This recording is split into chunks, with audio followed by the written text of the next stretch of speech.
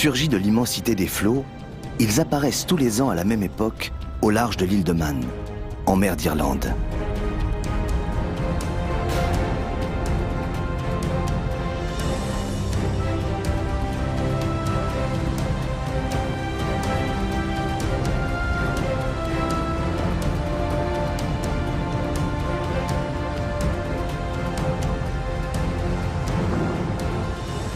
L'île de Man ne fait partie ni du Royaume-Uni, ni même de l'Union européenne.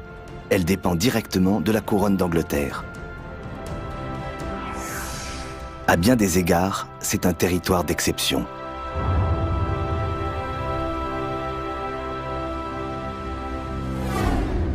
Tous les ans en mai, ces eaux accueillent un hôte extraordinaire, le requin pèlerin.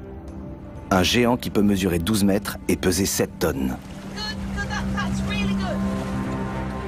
C'est le deuxième plus gros poisson au monde après le requin-baleine. Inoffensif et menacé, il se nourrit exclusivement de plancton. C'est donc un gentil requin.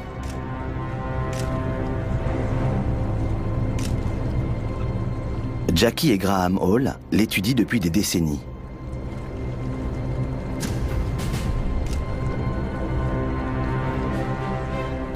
Les pèlerins passent près de 4 mois au large de l'île de Man. La région constitue l'un des meilleurs sites dans le monde pour leur observation.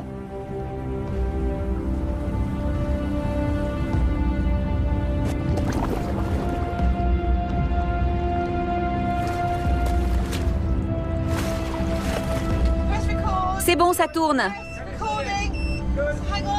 Attends, je vois rien. Baisse la caméra. Légèrement sur la droite. Bien, c'est un mâle.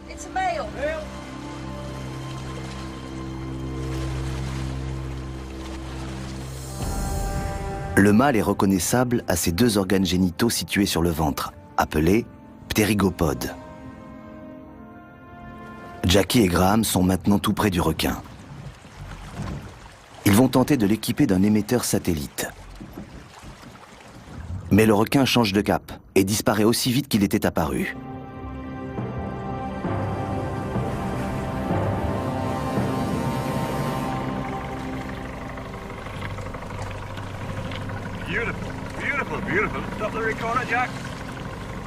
Jusqu'à présent, seuls quelques pèlerins au monde ont pu être équipés d'un émetteur. Jackie et Graham ont réussi cet exploit il y a 2 ans.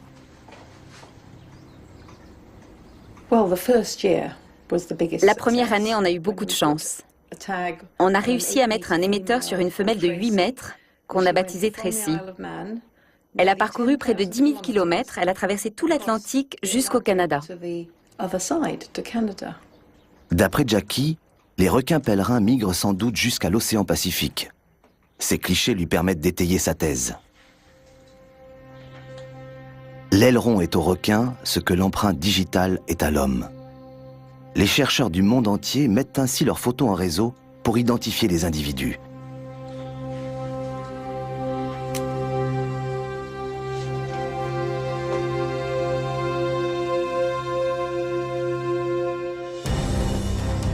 L'île de Man se dresse comme un rempart au milieu des courants violents qui agitent la mer d'Irlande. Cette position très particulière explique sans doute la présence des requins. Ici, aux portes de l'Atlantique, les marées sont importantes. Il peut y avoir jusqu'à 10 mètres de différence entre la pleine mer et la basse mer.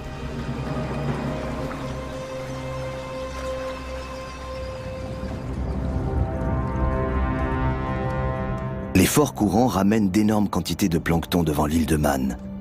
Les requins n'ont plus qu'à se servir.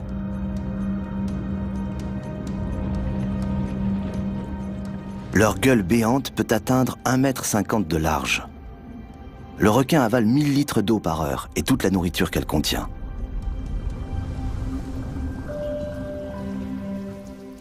Le plancton est l'ensemble des micro-organismes en suspension dans l'eau. Ils dérivent avec le courant.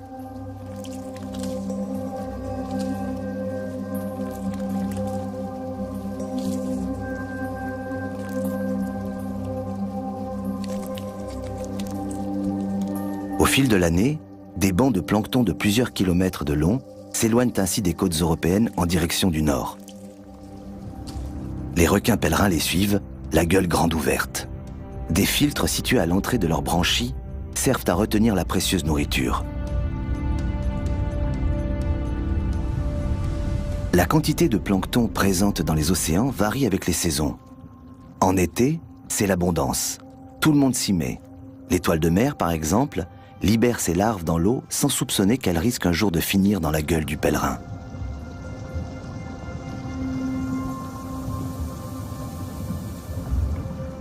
Ce mode de reproduction est partagé par d'innombrables espèces marines. Particulièrement celles vivant sur les fonds marins. Charriés par les courants, larves et œufs peuvent conquérir des territoires situés à des centaines de kilomètres de leur lieu d'origine, des distances que leurs parents n'auraient jamais pu franchir. Le pèlerin n'est pas le seul à aimer le plancton. Pour le capter, la coquille Saint-Jacques filtre des centaines de litres d'eau par jour. Le Lanis conchilega déploie ses tentacules.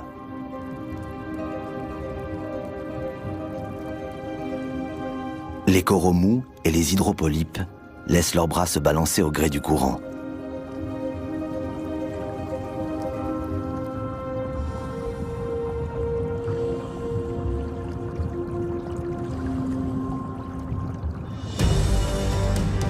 L'île de Man bénéficie d'un climat tempéré.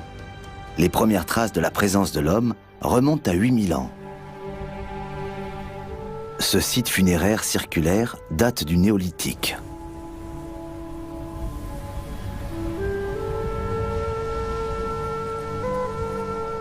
Beaucoup plus près de nous, la roue de l'accès a été installée en 1854 pour évacuer l'eau des mines d'argent, de zinc et de cuivre situées 500 mètres sous terre.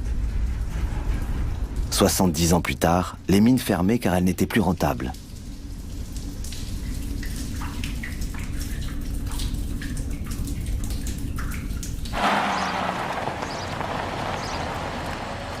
Jackie parcourt l'île de part en part pour surveiller la progression des pèlerins. Les moutons Lortan qui bordent la route sont caractéristiques de l'île de Man. Ils possèdent 2, voire 3 paires de cornes et font la fierté des habitants.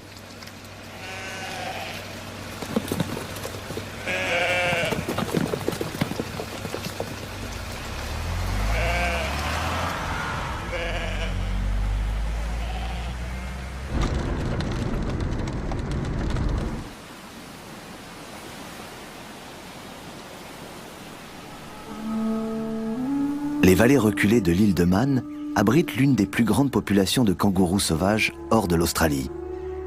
Il y a quelques années, un couple de wallabies de Bennett s'est échappé d'un zoo. Depuis, ils ont fait des petits, beaucoup de petits. Ils sont désormais plus d'une centaine. Les kangourous ne causant aucun dommage, les habitants les ont adoptés. Le Snaefell est le plus haut sommet de l'île. Plusieurs espèces rares de rapaces nichent alentour. Comme le busard Saint-Martin. On compte ici 2 fois plus de poussins que dans toute l'Angleterre. L'ornithologue Chris Sharp veille sur les oiseaux de l'île.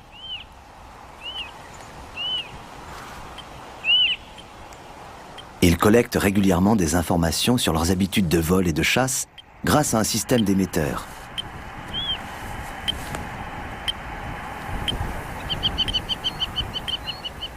Même après toutes ces années d'observation, les animaux continuent de le surprendre. Habituellement, en cette saison, le mâle chasse tandis que la femelle couve les oisillons pour les protéger du froid et de la pluie. Mais aujourd'hui, c'est exactement l'inverse.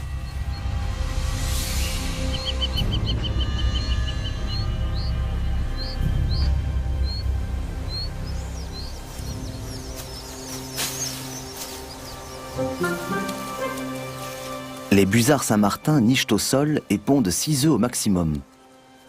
Sur l'île de Man, leur durée de vie est d'environ 15 ans.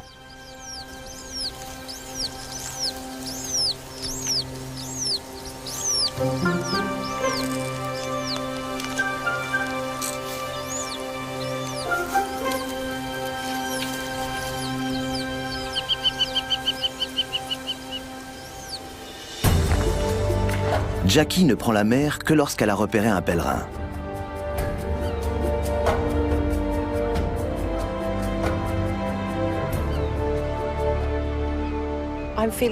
Je suis très optimiste. Toutes les chances sont de notre côté.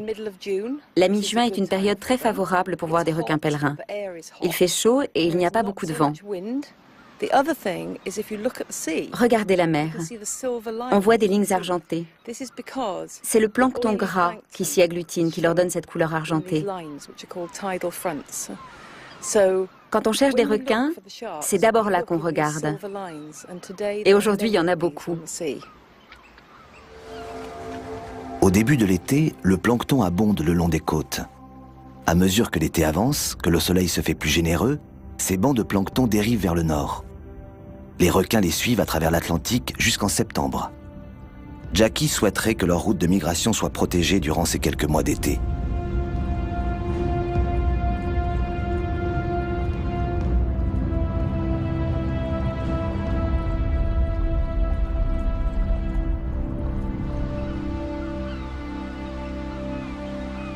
Les oiseaux de mer permettent également de repérer les requins. En cette saison, les fous de bassin sont nombreux. Leur technique de pêche est particulièrement spectaculaire. Ils plongent en flèche dans la mer à plus de 100 km/h et peuvent descendre jusqu'à 25 mètres de profondeur.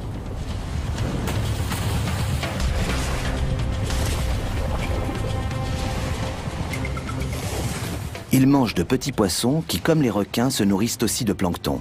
Tout ce petit monde se retrouve donc au même endroit. Les harengs tentent une feinte. Le banc se resserre pour se donner l'allure d'un gros poisson. De la sorte, l'adversaire aura du mal à viser un individu donné. Mais le fou de bassin est rarement dupe.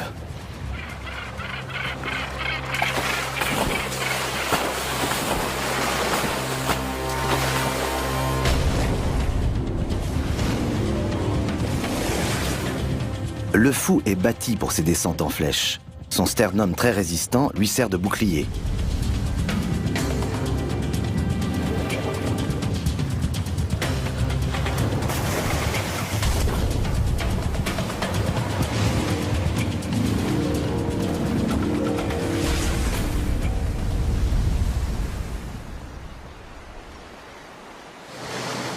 Jackie et Graham se dépêchent. Une fois les oiseaux envolés, ils auront du mal à localiser les requins. Du bateau, la vue est moins bonne que des côtes. Toutefois, la prudence s'impose. Les rochers et les courants font des abords de l'île l'une des zones les plus dangereuses d'Europe.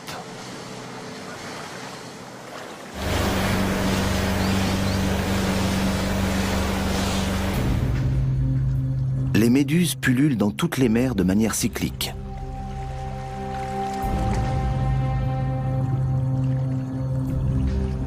Comme le requin pèlerin, elles se nourrissent de plancton qu'elles récoltent grâce à leurs tentacules. Certains sont collants, d'autres urticants.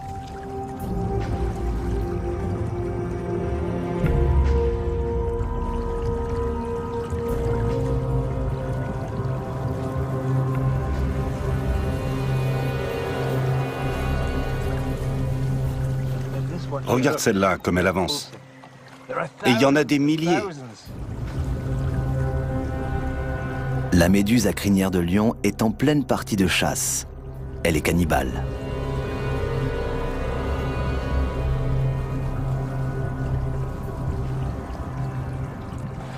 Attirés par la même nourriture, les requins pèlerins ne sont jamais bien loin. Mais ils nagent 50 cm plus bas et cela suffit à les rendre invisibles quand la mer est plate. Pour Jackie et Graham, l'attente commence.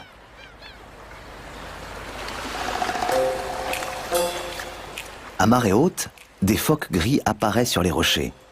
Ces excellents nageurs sont particulièrement balourds une fois à terre.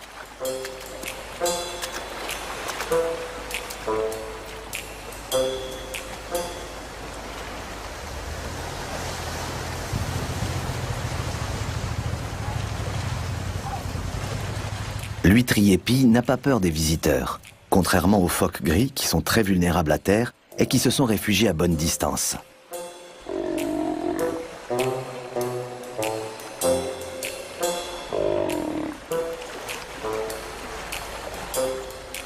phoques ont un emploi du temps précis. Ils mangent jusqu'à marée haute, puis vont digérer à terre. Leur estomac peut alors contenir jusqu'à 10 kilos de poissons.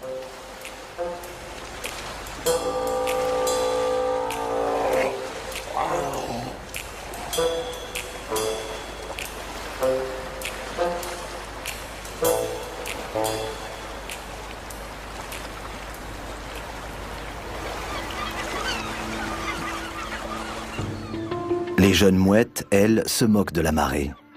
Elles réclament à manger 24 heures sur 24. Leurs parents partent sans cesse les ravitailler.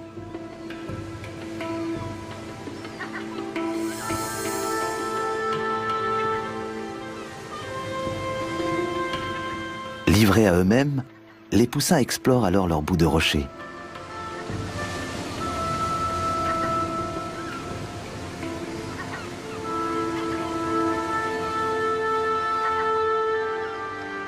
Mais dès que le cri familier de leurs parents retentit, ils se dépêchent de rentrer au nid pour obtenir leur pitance.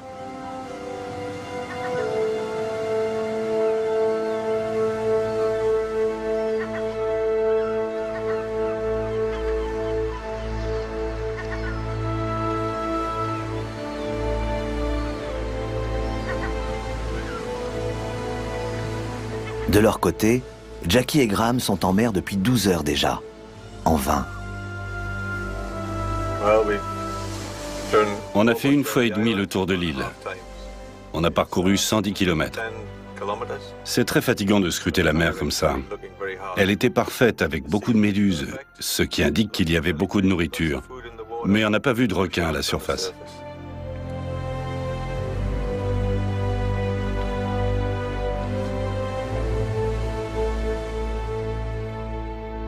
Graham a transformé la terrasse de leur maison qui surplombe les falaises en véritable observatoire. Ah oui, oui, oui. Tu en as vu d'autres? Non. On a passé 5 ans ici, avant de se rendre compte que notre terrasse constituait un excellent observatoire. La première fois qu'on a regardé à travers des jumelles, on n'en revenait pas. On a vu des dauphins, des requins, des baleines. C'était incroyable. Depuis, on est devenu accro. Et aujourd'hui, il y a foule en mer.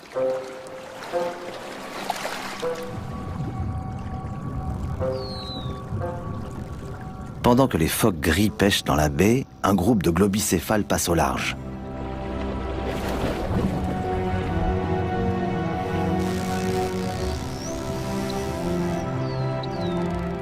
Tous les cétacés émettent des cliquetis pour communiquer.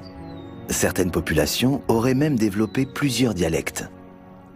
19 espèces de cétacés sont recensées autour de l'île de Man, mais la plupart ne vit pas ici toute l'année.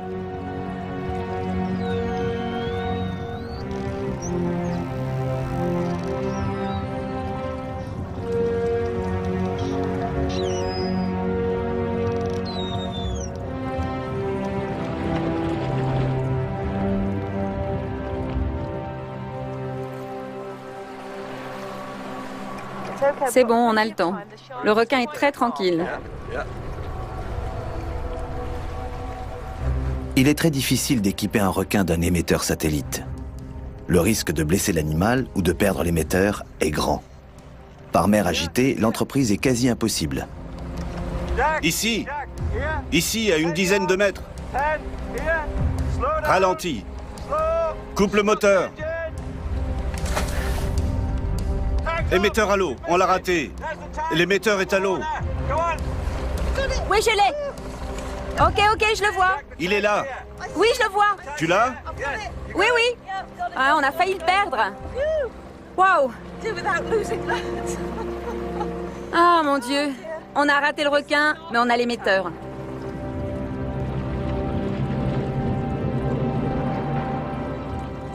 Graham vient de mettre au point un nouvel instrument pour observer les requins. C'est un petit catamaran télécommandé qu'il a équipé de 3 caméras sous-marines permettant une vision à 180 degrés. Il espère ainsi pouvoir filmer un accouplement.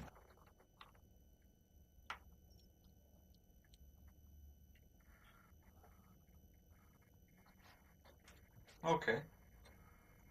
So that's working now. Yeah. Yeah, that's working well. So one from here and this battery. Yeah. That's good. Yeah, that's very good.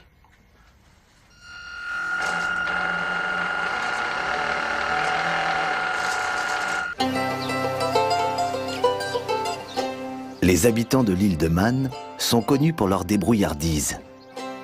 Autrefois, ils utilisaient de vieux filets de pêche pour protéger leur toit de chaume des tempêtes. Aujourd'hui, Chris a décidé de consacrer sa journée aux cormorans.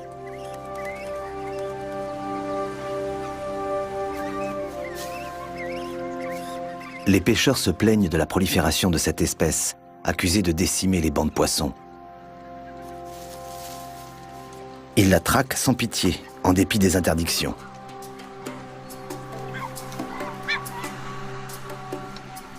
Chris souhaite leur montrer que la mauvaise réputation du cormoran n'est pas méritée.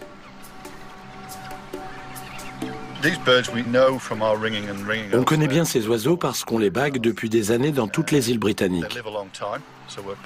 En baguant tous les poussins nés une même année, nous pouvons suivre leur évolution et déterminer quel âge ils atteignent. Nous savons également que les jeunes cormorans quittent la colonie pendant un certain temps. Mais dès qu'ils atteignent leur maturité sexuelle, ils reviennent s'accoupler ici.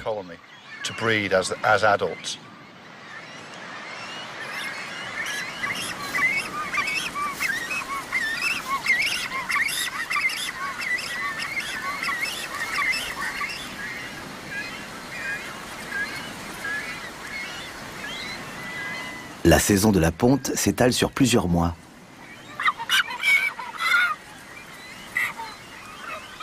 Certains individus pondent encore alors que d'autres ont déjà des poussins prêts à quitter le nid.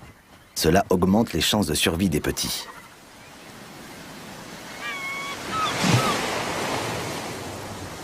Chez les requins pèlerins, en revanche, la reproduction reste un mystère. L'accouplement survient sans doute dans les lieux de fort rassemblement, comme les abords de l'île de Man. Et comme on n'a jamais vu de jeunes requins dans les parages, on suppose que les mises bas ont lieu ailleurs.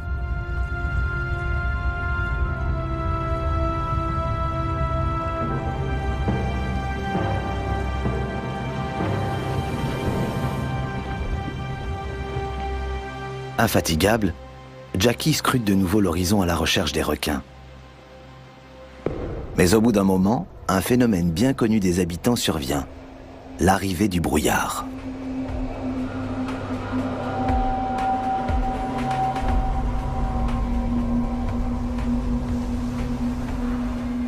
D'après une légende, le dieu de la mer vit sur l'île de Man. En cas de danger, il plonge l'île dans une nappe de brouillard.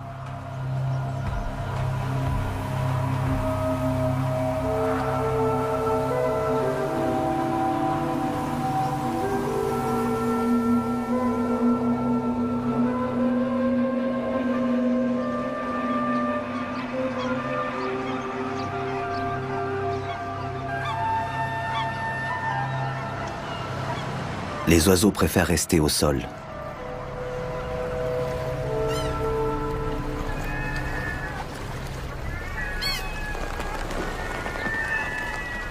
Les mouettes investissent les bateaux de pêche à la recherche de nourriture.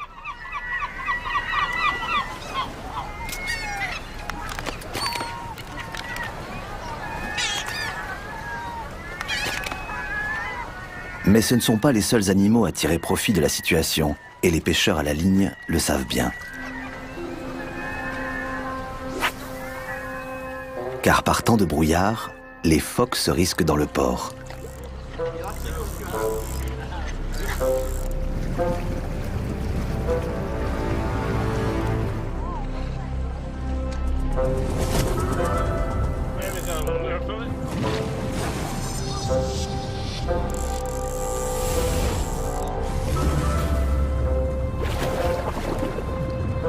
Vous avez vu? Le phoque m'a piqué mon poisson.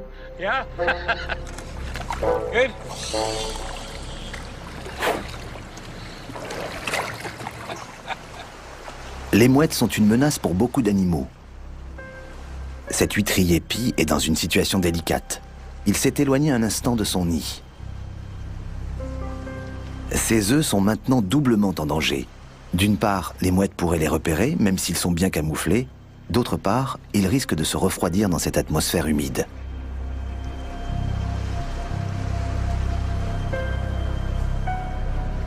La patience de l'huîtrier pie a payé.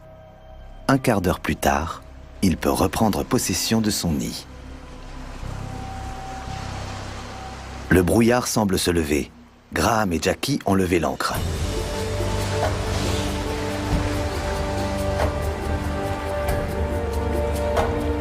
Here we go. In the water, maybe 2. Can you take the Latin long? Ces mouvements ne sont pas ceux d'un requin. 50 meters, Jack.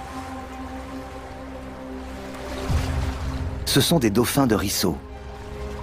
Ils sont capables de plonger à 800 mètres pour pêcher leur nourriture sur les grands fonds. Mais ceux-là ne sont pas en train de pêcher. Ils jouent. Fantastique! Oh, il revient! Les dauphins portent de nombreuses cicatrices. Ce sont les traces de leur combat contre leur proie, mais aussi contre des congénères rivaux.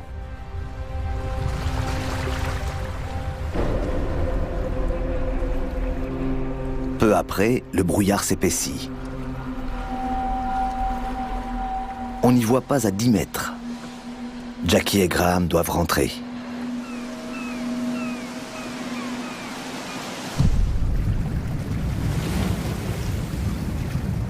En l'absence de soleil, le plancton ne peut pas opérer de photosynthèse et tombe sur le fond marin.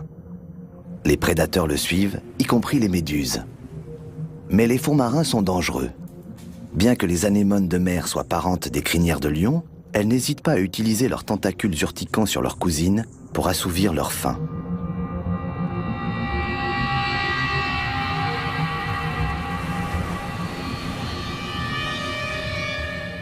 S'il n'y a rien à manger à la surface, les requins pèlerins se retirent eux aussi en eau profonde. En cas de mauvais temps, ils peuvent rester dans les profondeurs durant plusieurs jours et même y parcourir d'énormes distances. C'est en tout cas l'hypothèse de Jackie.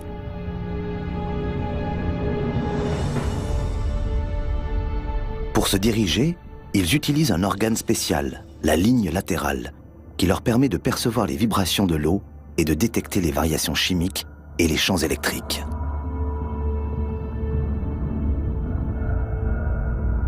Mais que font-ils en eau profonde? On l'ignore. Est-ce qu'ils dorment? Est-ce là qu'ils s'accouplent? Les grands fonds ont encore bien des secrets à dévoiler.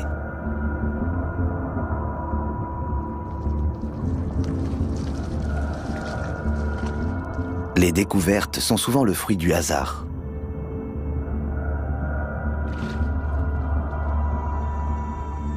Ce requin pèlerin gîte à 60 mètres de fond, pris dans un filet. Manifestement, sa ligne latérale ne lui a pas permis de détecter cette barrière, pourtant longue d'1 kilomètre. Ces filets quasi invisibles sont de plus en plus utilisés partout dans le monde. Or, ils constituent une véritable menace pour les requins pèlerins.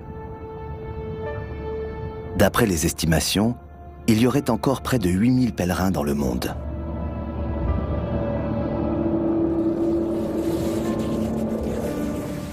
Afin de savoir pourquoi l'île de Man constitue une étape si importante sur la route migratoire des pèlerins, Fiona Gale a initié un projet ambitieux, répertorier toute la vie sous-marine autour de l'île. Pour cela, elle fait appel à des plongeurs amateurs. Avec Graham et Jackie, elle a réussi à faire adopter des mesures strictes de protection du requin pèlerin autour de l'île. Salut Fiona! Vous revenez d'une plongée? Non, on y va. Tu as vu des requins? Pas encore. Si tu en vois, tu nous le dis, d'accord? Ok, je vous préviens par radio. Fiona cherche à établir des liens entre les requins pèlerins et d'autres organismes frayant autour de l'île. Les araignées de mer, par exemple, viennent ici une fois par an pour s'accoupler et déposer leurs larves. Ces dernières sont très appréciées des requins, qui apparaissent à la même période dans les parages. Comment réagira le requin si la pêche intensive fait disparaître les araignées de mer ou d'autres sources de plancton? Changera-t-il sa route migratoire?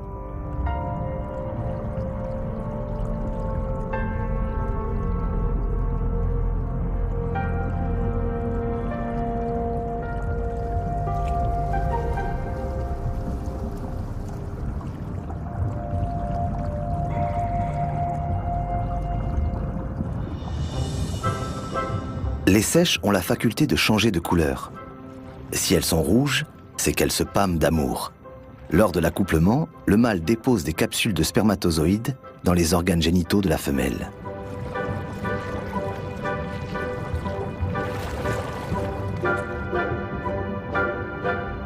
Les œufs sont fécondés juste avant la ponte.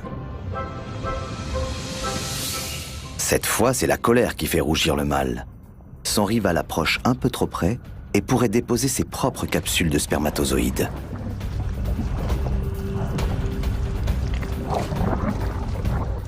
Pour assurer sa descendance, il faut chasser l'intrus.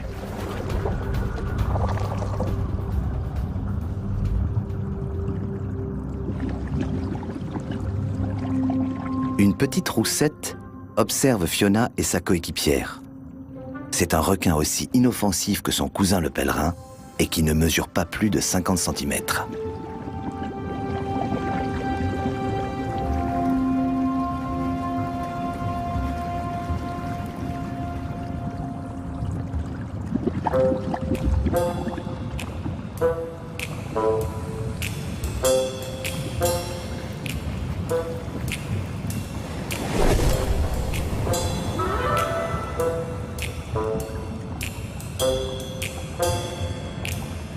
La petite roussette a échappé de justesse au phoque gris, qui s'en retourne bredouille. Mais une surprise désagréable l'y attend. Un rival a pris sa place. Contrairement à d'autres phoques, les phoques gris ne se livrent pas d'affrontements sanglants. L'un se montre menaçant, l'autre fait un geste de soumission, et voilà l'affaire réglée. Les forêts d'algues sont le refuge d'innombrables espèces. Les algues elles-mêmes sont colonisées. Les délicats hydrozoaires s'y installent pour capturer le plancton. Les grandes algues résistent aux courants les plus forts. Elles sont ancrées dans la roche au moyen de solides crampons en forme de doigts. Les gastéropodes se nourrissent des algues unicellulaires qui colonisent les algues longues de plusieurs mètres. Les phoques gris se réfugient volontiers dans ces forêts sous-marines, où ils trouvent une abondance de nourriture.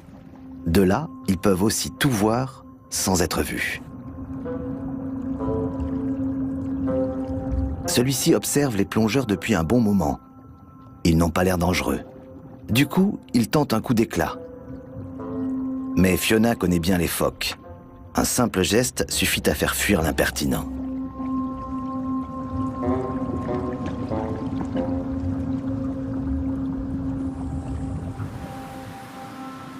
Jackie a repris ses observations depuis la terre où elle a retrouvé Chris.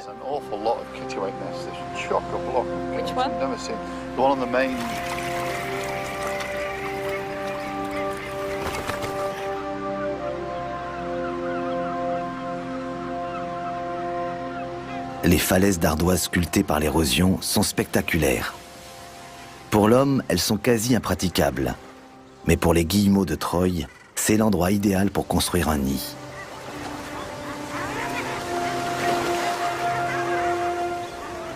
En attendant de savoir voler, les poussins se laissent chuter de 40 mètres de haut pour rejoindre leurs parents dans l'eau.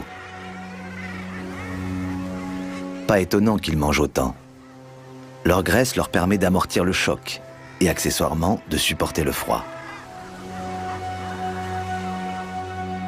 Ce rocher spectaculaire est surnommé le pain de sucre, en référence aux déjections blanches des guillemots qui le recouvrent.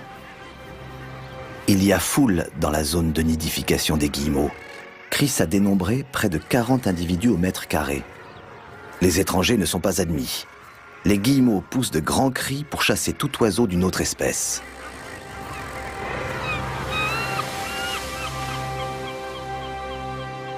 Les guillemots de Troie sont d'excellents plongeurs capables de descendre à 100 mètres de profondeur.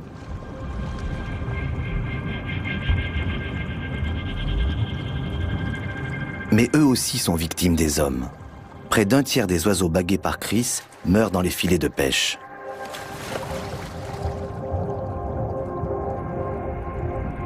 C'est aussi pour cette raison qu'ornithologues et océanographes collaborent étroitement. Car en plus d'être les victimes collatérales de la pêche intensive, les pèlerins sont aussi pêchés pour leurs ailerons et leurs foies en Asie et en Scandinavie. Ces gentils requins risquent donc de disparaître avant que Jackie et Graham n'arrivent à percer tous leurs secrets.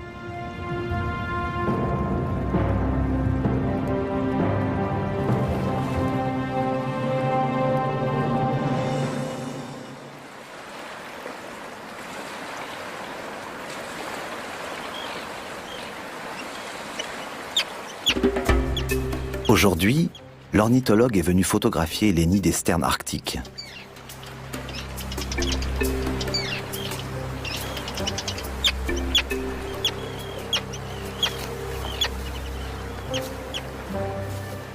Mâles et femelles se partagent les tâches. Pendant que l'un garde les œufs au chaud, l'autre chasse et veille sur le nid depuis les airs.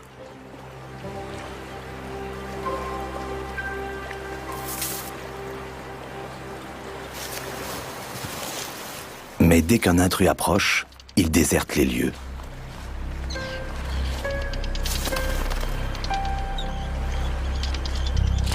Chris photographie tous les nids de la colonie pour calculer le rapport entre le nombre d'œufs couvés et le nombre d'individus qui atteignent l'âge adulte et qui reviendront donc ici se reproduire.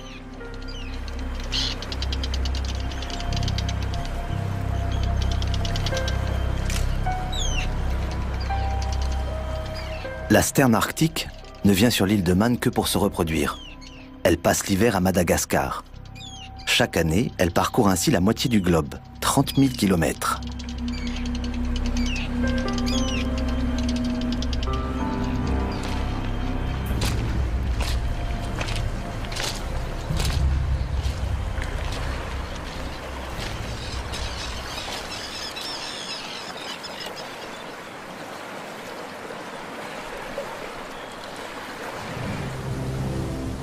Ce soir, Chris rapporte de bonnes nouvelles à Jackie et Graham.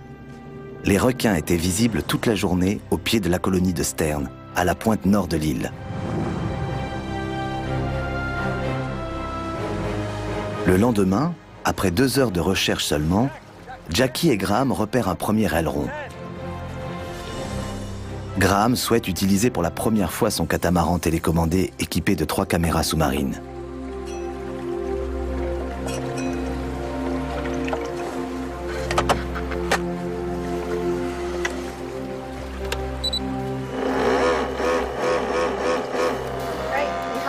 Ça marche? Oui, Tu es prêt? oui, c'est bon. C'est bon.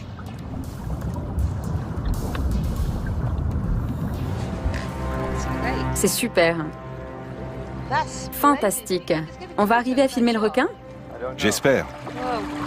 On installe l'écran? À l'approche du catamaran, le requin plonge. Mais il ne s'enfuit pas et reste calme.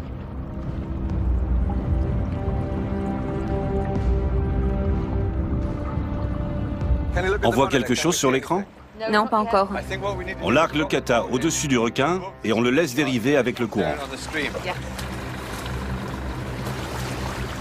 Le requin est toujours là. Jackie et Graham sont récompensés de leur patience.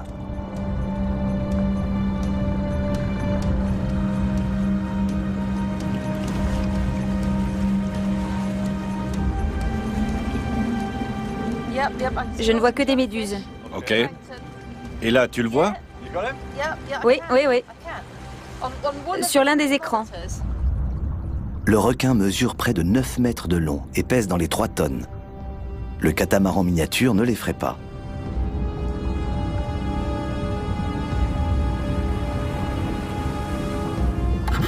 Oh là là. On a eu chaud. C'est bon, tout va bien.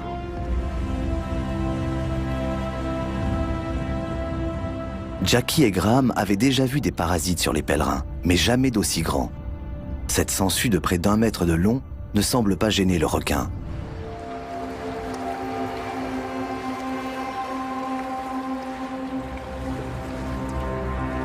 Soudain, un deuxième pèlerin apparaît. Ces deux-là tournent en cercle autour du catamaran. Serait-ce le début d'un accouplement ?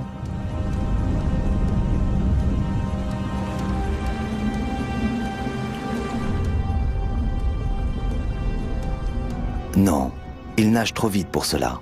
Juste un dîner en amoureux.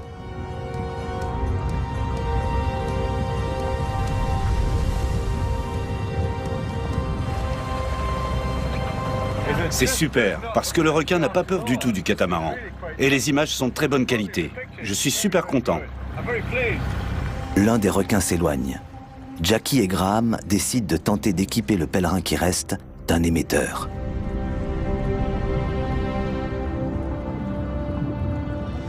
Dépêche-toi.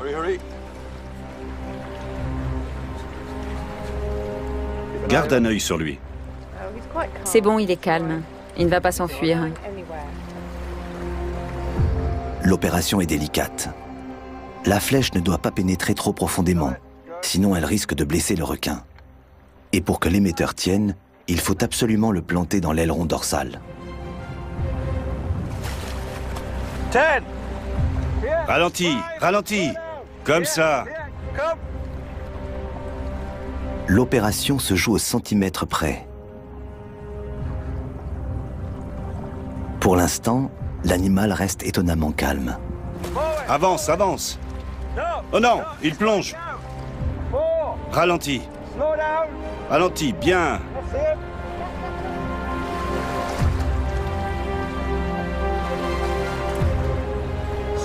Coupe le moteur.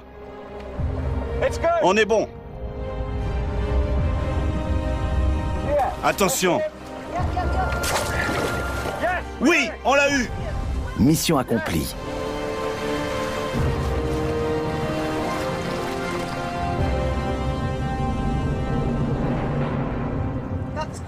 Avec un peu de chance, l'émetteur tiendra et enverra régulièrement des informations sur les déplacements du pèlerin. Car il y a urgence à protéger les routes migratoires des pèlerins, si nous ne voulons pas que ces si gentils requins disparaissent à jamais des océans de la planète.